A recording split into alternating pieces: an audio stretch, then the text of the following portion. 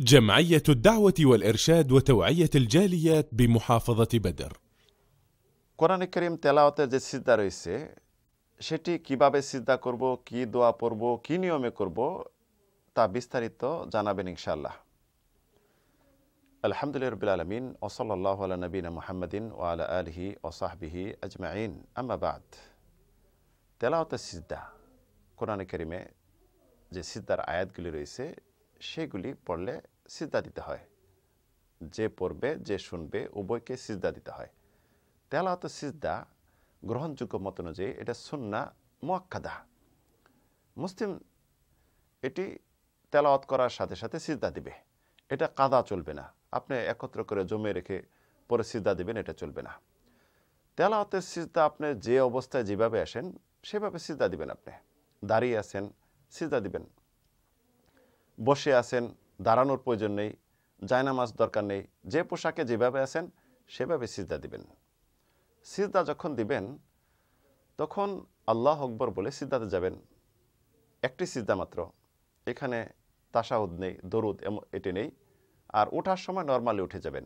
তবে সলাতের ক্ষেত্রে যখন সলাত আদায় করবেন, সিজদা তেলাওয়াত করবেন, তখন কিন্তু তাকবীর দিয়ে সিজদাতে যাবেন এবং তাকবীর দিয়ে সিজদা থেকে উঠবেন।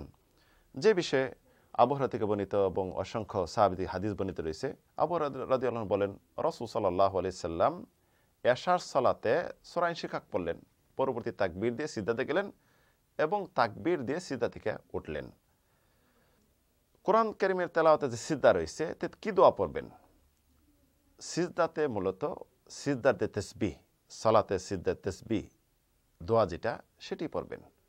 সুবহানা রাব্বিয়াল আ'লা এটি পড়বেন। এমনভাবে সুবহানাকা আল্লাহুম্মা রাব্বানা ওয়া বিহামদিকা আল্লাহুম্মা ইগফিরলি এটা পড়বেন।